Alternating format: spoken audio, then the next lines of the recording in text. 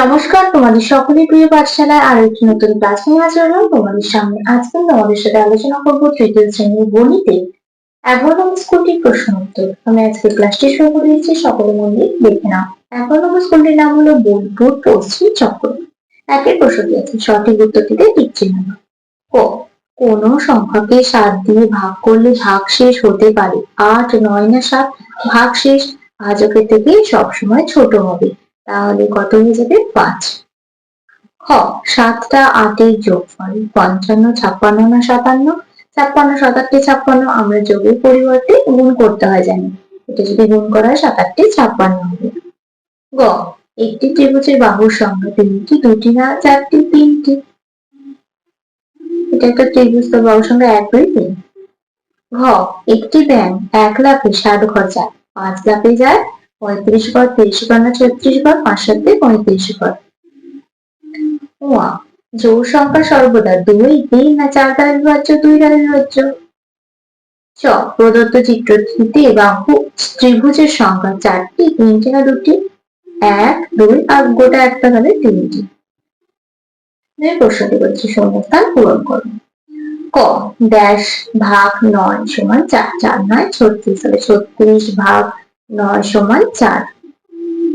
খ, 5 জোড়া সমান 5 গুণ ড্যাশটি সমান 10, তাহলে জোড়া মানে আমরা 1 জোড়া মানে জানি 2টি, তাহলে 5 জোড়া মানে 5 গুণ 2 সমান 10টি।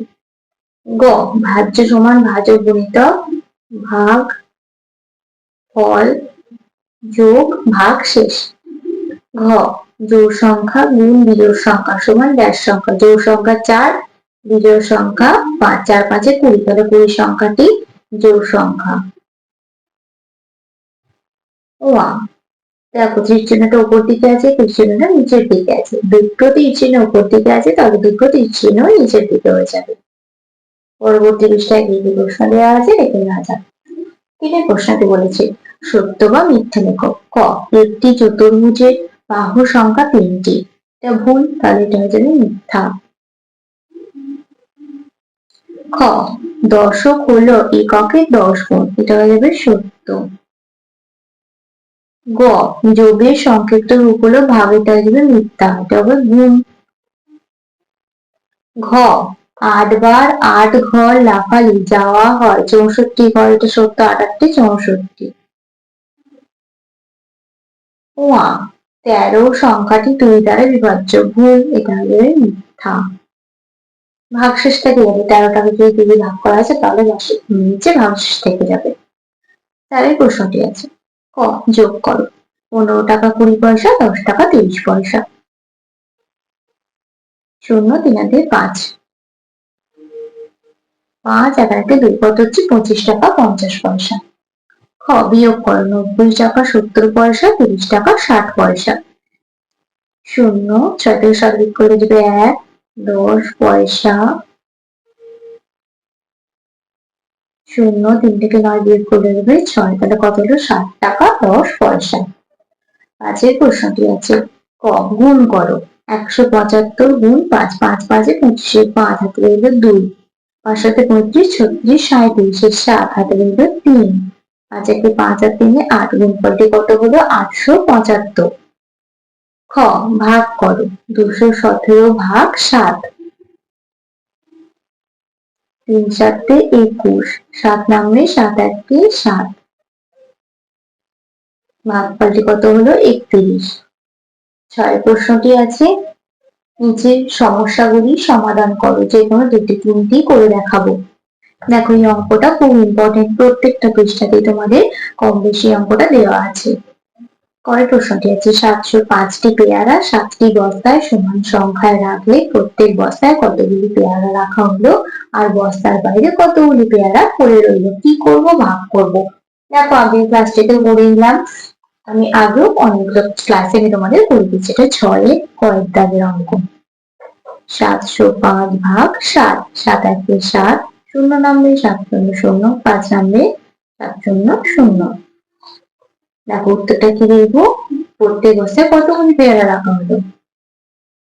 প্রত্যেক বস্তায় 100টি পেয়ারা রাখা হলো। আর বস্তার বাইরে কতগুলি পেয়ারা পড়ে রইল? বস্তার বাইরে 5টি পেয়ারা পড়ে রইল। ক্ষয়ের প্রশ্নটি আছে, তোমার বাবা বাজারে গিয়ে 10 টাকা 50 পয়সার আলু, 210 টাকার মাছ, 30 টাকা 50 পয়সার পেঁয়াজ কিনেছে। তিনি মোট কত টাকা জিনিস কিনেছে? কি করবো? আলু, মাছ আর পেঁয়াজ এই তিনটে আমরা কি করে নেবো? আগে যোগ করে নেবো। দেখো, প্রথম লিখবো আলু। আলু কিনেছেন 10 টাকা 50 পয়সার।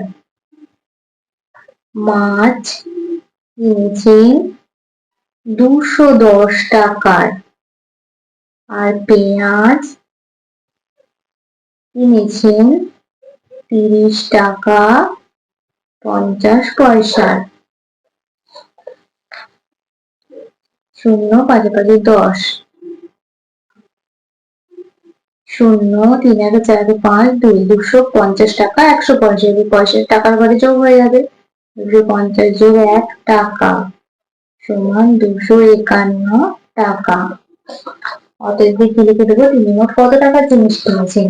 অতএব তিনি মোট 251 টাকার জিনিস কিনেছেন।